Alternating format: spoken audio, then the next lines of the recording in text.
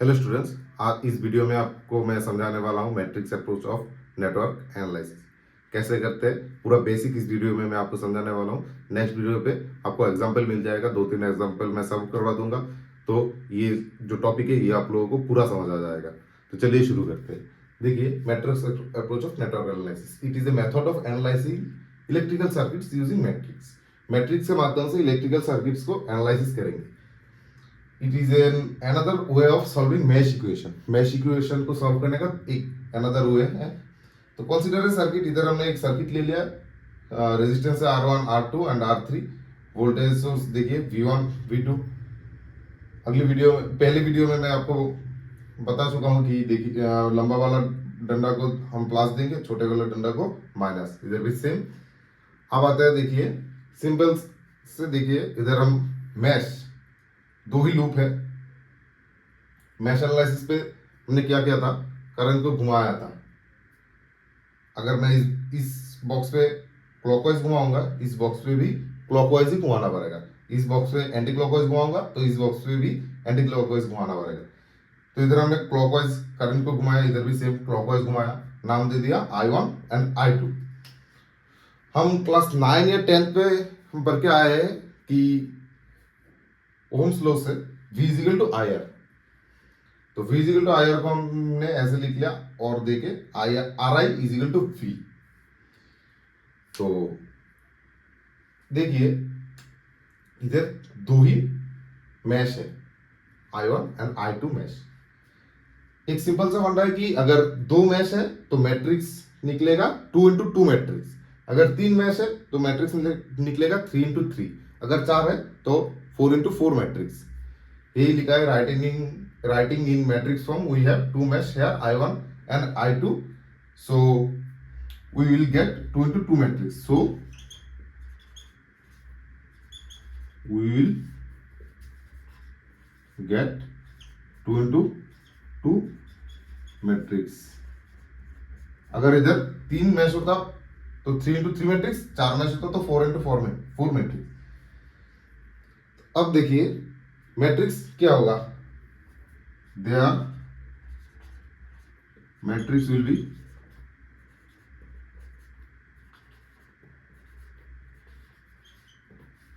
Matrix हमने किया हुआ है क्लास 10th या 11th पे हमने किया हुआ है।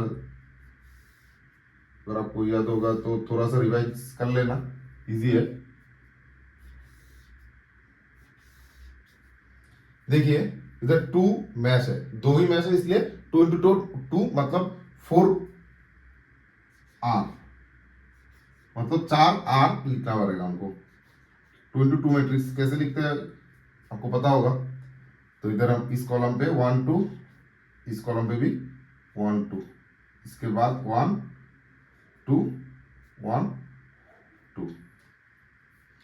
ये हो गया हमारा इस साइड वाला। इस पर हम लिखेंगे I1 I2 equal to V1 V2। ये हो गया मैट्रिक्स। आप पूछ सकते हैं कि R क्या है, R11 R12 R21 R22, R क्या है। इधर R मतलब बोर्ड थोड़ा छोटा पड़ रहा था, इसलिए मैंने उस पोर्शन को हटा के इस पोर्शन पे आ गया। देखिए ये था हमारा सर्किट और ये था मैट्रिक्स, 2 into 2 मैट्रिक्स आया था। मैट्रिक्स कैसे लिखे मैंने बोल दिया। देखिए इधर R11 मतलब sum of all the resistance in loop 1। ये है हमारा लूप 1। देखिए ये है लूप 1, ये है लूप 1। लूप 1 में ऑल द रेजिस्टेंस, कितना कितना रेजिस्टेंस है, R1 एंड R3। उसके बाद देखिए R22 मतलब sum of all the resistance in loop 2। ये हमारा लूप 2 में कितना रेजिस्टेंस है, R3 एंड R2। इनको प्लस करके लिखना पड़ेगा सम ऑफ। एंड उसके बाद आता है देखिए R21 एंड R12। 2112 मतलब एक ही होता है, मतलब देखिए R12 equal to R21 equal to sum of all the common resistance in both loops, loop 2 and loop 1। इस दोनों लूप में कॉमन कौन सा पार्ट है, ये वाला पार्ट R3, इसलिए R3 होगा R12 इक्वल टू R21 का वैल्यू। तो इसको हम ऐसे लिखेंगे, देखिए, so our equation will B,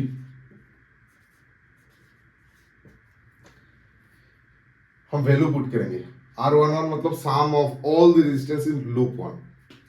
loop 1 में कितना कितना रेजिस्टेंस है, R1 एंड R3, इसलिए R1 प्लस R3। उसके बाद देखिए R21 का मतलब क्या है, R21 sum minus sum of all the common resistance in both loops. देखिए इधर आप कह सकते हैं कि माइनस क्यों दिया, देखिए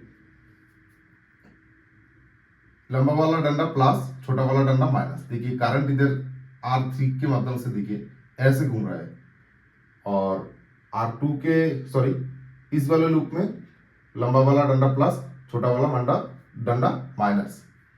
तो इधर देखिए लास्ट में आता है छोटा वाला डंडा, करंट के फ्लो में लास्ट में आता है, ऐसे घूम रहा है ना, ऐसे करंट के फ्लो में लास्ट में आ रहा है माइनस। और इस वाले लूप में देखिए ये आ रहा है प्लस, लास्ट में करंट के फ्लो में लास्ट में आ रहा है, देखिए ये वाला डंडा मतलब प्लस, तो प्लस माइनस माइनस, इसलिए हमने इधर माइनस दिया। तो अब आते हैं देखिए वैल्यू में, R21 का वैल्यू क्या है, minus sum of all the common resistance in both loops में कौन सा पार्ट कॉमन है, कौन सा रेजिस्टेंस कॉमन है, सिर्फ R3, इसलिए माइनस R3। उसके बाद आते हैं R12 का वैल्यू भी सेम ही होगा, क्योंकि R12 इक्वल टू R21 होता है, उसका वैल्यू भी सेम माइनस R3। उसके बाद आते हैं R22 पे। R22 क्या कह रहा है, sum of all the resistance in loop 2 में sum of all the resistance, कितना रेजिस्टेंस है R2 एंड R3, तो इसलिए sum of all the resistance R2 and R3। उसके बाद तो जैसे का जैसा ही रहेगा, I1 I2 equal to V1 V2। इस मैट्रिक्स को हम सॉल्व करेंगे, I1 एंड I2 का वैल्यू हमको मिल जाएगा। ये था मैट्रिक्स अप्रोच का बेसिक्स। नेक्स्ट वीडियो में हम एग्जाम्पल के माध्यम से मैट्रिक्स अप्रोच समझने वाले हैं।